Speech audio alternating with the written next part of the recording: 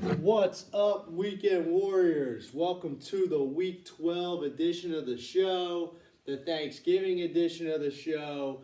Little college basketball music, it's back to start us off here. And I'm going to go out and say it. I think we've reached the witching hour, as Scott Hansen would say. The fourth quarter of the NFL season is upon us, and this is make or break time, guys. Last week we had the power rankings showing kind of who the strongest teams are despite record, which teams that are vying for a playoff spot, have the easiest and hardest schedules. And, with 4 weeks left, you got 12, 13, 14, 15, and then the playoffs will be held in week 16 and 17. I said it on last week's pod. Even the top teams are not safe. There's a couple teams right on the fringe in the hunt, if you will. And, a couple teams got some big wins last week and a couple teams had some tough losses. So let's get into the recap super quick. The commish, I said it last week somewhat facetiously. I was like, listen, I'm hot. I go on streaks. I started the season. Let's go back and look real quick. So week 5, I was 2-8. Week 6, I was 2-10. Week 7, I was 3-11. That's a cumulative record. And then let's say week 8, I was sitting at 4-12, and that's when I made this pronouncement here that I was like, hey, I'll try to go on a run. I was 4-12. Now I'm 10-12. I have won 6 in a row straight picks given out on this pod. 2-0, 2-0, 2-0. That includes 4-0 in my last 4 Thursday night picks.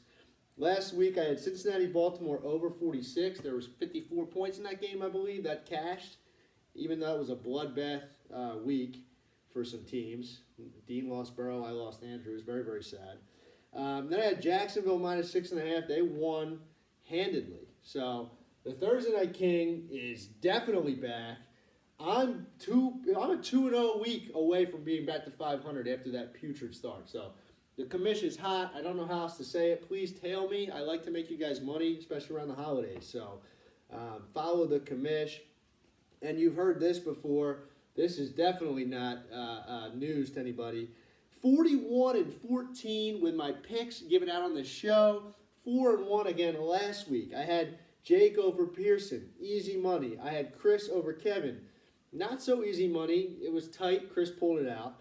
I had Bert over Valone, easy money. Bert, high score of the week, takes down Valone in a very, very key playoff matchup. Terry over Dean, another key playoff matchup. I had that as well. The one I got wrong was me versus Otley. Otley took me down. I had a bad week. A.J. Brown 1 for 8. Diggs 4 for 24. Otley with his piecemeal lineup with Ty Chandler and some other guys with some bye week issues. I'm 8-3. Otley would like it to be known that he's beat me twice this year. So despite Otley's poor season, he has the commission's number. Shout out Otley. So, but 41-14, the commish just continues to. If I pick you to win on this pod, you're going to win your matchup, most likely. So, but look, standings update. This is very important. This is the most important part of the pod. Do not fast forward. So, looking at the standings, me and Terry 8-3. Neither one of us safe. I have the least amount of points out of the top 4 teams. By a half point, I'm behind Dean. But I'm just saying, Terry, most points in the league, best record. He's the safest out of everybody. But Jake and Dean, both 7-4, they play each other this week. For the teams right outside on the bubble, Chris, Brett, and Valone, and I'll mention Otley at 4-7. The fact that those two teams, one of them is, barring a tie, one of them is going to have 5 losses. So a Chris win would get him tied with the amount of wins. He's a little bit behind in points. A Brett win gets him right on the heels. Both of those teams, though, which makes it a little bit less interesting or less dramatic at this juncture, they are behind those teams in points. So they will need to make that point gap up. It's going to be difficult, but a 160, 175-point week can shift the ties.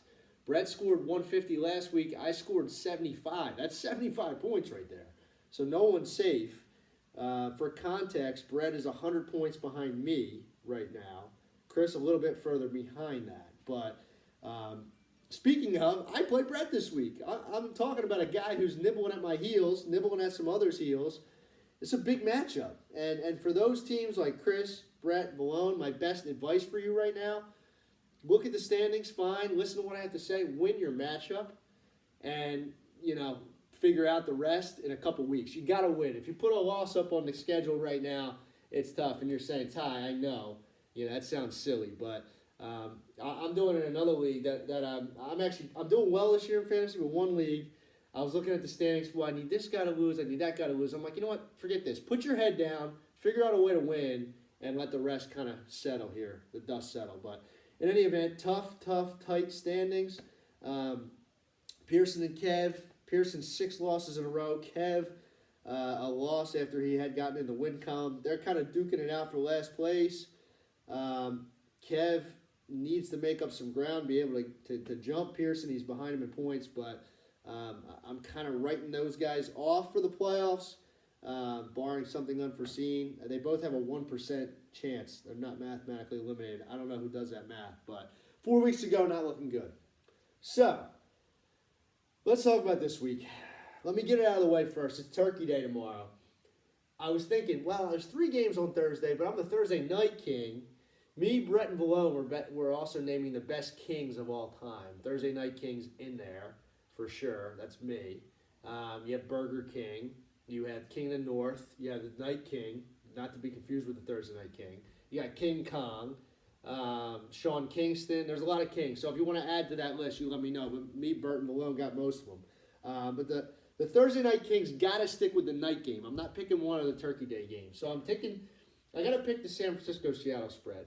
You look at that game, and you say, Seattle +7 at home. With Geno banged up, with the Niners kind of rolling, off the cuff, you're like, that's too many points giving me Seattle. No, I'm taking San Fran. I watched Drew Lock play last week. I think that Geno is going to start. But it's like Geno starts, and then he doesn't look right, and then Drew Lock comes in, and all of a sudden the wheels fall off. I'm taking the Niners. I'll lay the points, -7. That's what the spread is right now. That's my Thursday night pick as I go for 5 in a row. Jump on. Fill your belly with some turkey, maybe a little stuffing, maybe a little pumpkin pie. Make sure you have Cool Whip, you pumpkin pie-headed freak, and take the Niners on a full belly. All right, so into the matchups. You guys know how I do it by now. In order of importance, Otley versus Kevin. Somewhat important for last place. There's a punishment, and Valone named a team, and a team's leaving the league. So you don't want to come in last, get your team named, and have to pay the winner's bar tab. So, and Otley technically still in the hunt. As I mentioned, I'm not writing him off yet. And he said it best. You can't win 5 games unless you win 4. You can't win 6 games unless you win 5. Climb that ladder out. Bijan and Jonathan Taylor back off a bye. Mahomes has not been Mahomes. He's still the quarterback 6 in the league. He's got a good matchup with Vegas. I think he rights a ship. It's the same story for Kev. I say every week. He needs Devonta Smith and Hurts to go off. However, Gibbs has been much better. Hunt scored a touchdown in 5 straight games. Didn't score one last week. He's been solid. Drake London back from injury. A.J. Dillon might be the bell cow now with Aaron Jones injury, at least for 1 week. All of that being said, I'm taking Ott with those running backs back from bye, with Mahomes leading the charge. Hollywood's so freaking due. I have him in another league. I think I'm going to bench him just because I can't trust him, but he's due. I'm just taking Ott. I think that he's got a more consistent, better team, and Kev has 2 wins on the year, so not a bandwagon I want to jump on for my record. Taking Otley. Second matchup of the week.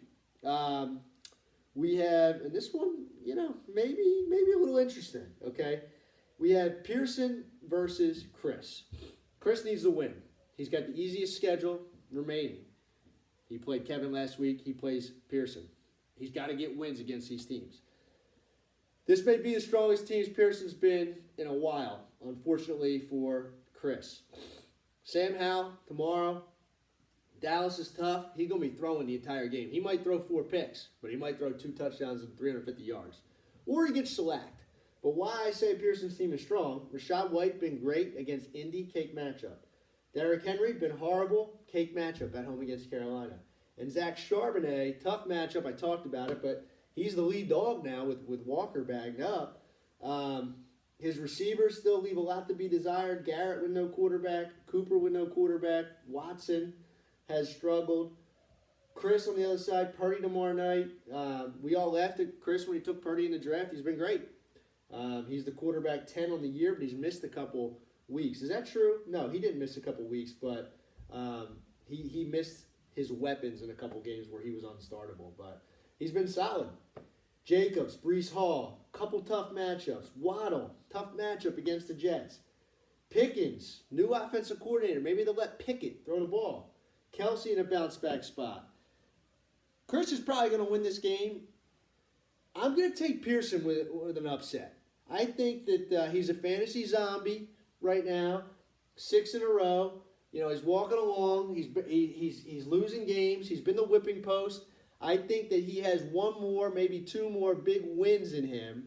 I think he's going to take down Chris. Chris, I hate to say it. I've been a supporter of your team, and I just got to call it like I see it. Sometimes the commish sees upsets in his head, and I'm taking born loser deadbeat dad over Chris this week. I could regret this. He's a big underdog, but I'm taking him.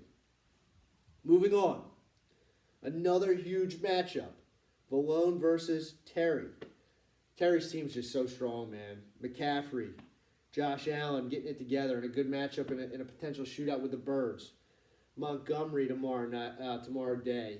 And Amon-Ra St. Brown, so freaking good. Debo. Just a really solid, strong team. Now, Valone, we've talked about it. And he wins one, he loses one. He can't really get over the hump. Herbert against the Ravens. Pollard finally scored. He has a good matchup. But now Jamar Chase with Kurt Browning, the skater, as a quarterback. That's just really difficult for me. Now Flowers with no Andrews. Ayuk's been ridiculous. Olave back off bye. Valone has guys that can pop and give him points and win this matchup. But I'm taking Terry. We talked about it last week. Valone's got a tough schedule. It's going to be difficult for him to make the playoffs. He's hung around, credit to him, but just Terry's so strong. I'm taking him to beat Valone here in week 12. Moving on to the matchup of the week, the Battle of the Hardings. How many people have told me there's too many Hardings in the playoffs? Chris, Brett, Otley. Pearson doesn't talk about fantasy, but I'm sure he would echo the sentiment. Dean. Lost Cousins, lost Burrow, picked up my trash, Trevor Lawrence off the wire. Hadn't had a game with more than 16 points all season, coming off a game with -3. Scores 30 last week. Dean forced to throw him in his lineup with those quarterback issues. Good pickup. Possibly he could be good for a stretch run. He has him and ETN, so we better hope the Jaguars score some points. But, you know, Swift, been awesome. Eckler, doesn't really look right. Tough matchup against Baltimore, but he'll catch a bunch of passes. Lamb on fire, wide receiver 3 on the season. Thielen, you know, just model of consistency. Can say the same thing about Hockenson. Jake, Lamar, he's the quarterback 5. He had a good week last week. Gus Edwards scoring too many touchdowns. Madison and Connor, you know, Aaron Jones and Mostert. Jones injured, Mostert, tough matchup. So he's leaning right now with Madison and Connor, just not good running back situation. Tyreek's a beast. This is probably his toughest matchup all year against the Jets. Keenan Allen against Baltimore, another tough matchup. I like Jake's team. He's got Tyreek Hill, the wide receiver 1, Evans, wide receiver 10, Keenan, wide receiver 2, and Adams, who's coming on a little bit.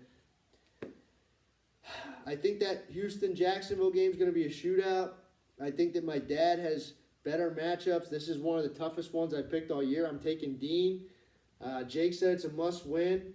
One of these teams is going to win, and one of these teams is going to lose this week. And the loser is better win next week is all I'm saying, because it's going to get freaking tight down the stretch. But I'm taking Dean. That's how I see this matchup. All right, matchup of the week runner-up, me versus Brett. You know, I don't give Brett too many pats on the back, but for starting as bad as he did, the whole benching of Justin Fields situation, the love Dobbs can't get it over the hump on Monday Night Football. He picked himself up by his bootstraps. He got C.J. Stroud and Tank Dell, two crazy pickups. He can drop a bomb of points on you at any time with that matchup. Saquon coming off a huge week. Mixon now, probably the featured guy with the quarterback situation. Kyron back off of IR. Now one blemish, his Kupp is injured and questionable. Kittle's been absolutely on fire too. Brett's team is a rocket ship heading in the right direction. Now what do I have going for me? My team's been solid all season. I still got to make the decision at wide receiver between Metcalf and some of the other flex options and DJ Moore and Puka. If Kupp doesn't play, I'm obviously playing Puka. That could be a huge swing in my favor. Huge loss with Mark Andrews. He was a big trump card that I had at tight end. He was quietly having a very solid season. And now I go from, having the first, second, or third best tight end to, really garbage and Likely and Thomas. And Brett asked me who I was going to pick up and play at tight end. I told him I didn't know, and that's true. I got to make a decision on which one of these screwballs I want to play. Javonte, horrible matchup against Cleveland, but Kamara against the Falcons. Diggs is so freaking due. A.J. Brown is due. Dak should score a bunch of points tomorrow midday. I just feel like my team coming off a bad week, Brett coming off a good week. I think Brett's going to continue to score points. I think I'm going to have hopefully a spike week and take him down. I really think it's going to be close, but obviously I'm picking myself in this matchup. All right, my final pick, another pick. Chris just texted me. I wonder what he said. My final pick is Pittsburgh -1.5. So they're at Cincinnati. You think the team might rally. That's actually a Cincinnati line. You got the backup quarterback. My football acumen says that Joe Burrow is probably might be the most important player to any team in football. And maybe that's a little bit of an understatement, but you saw Hurts go down last year. They had Minshew come in, be serviceable. You saw Patrick Mahomes go out in the playoffs and Henne come in and be serviceable. I think Burrow just matters so much to that team. They throw so much. I think that Pittsburgh, they find a way to win ugly games in a division matchup. I'm taking the Steelers.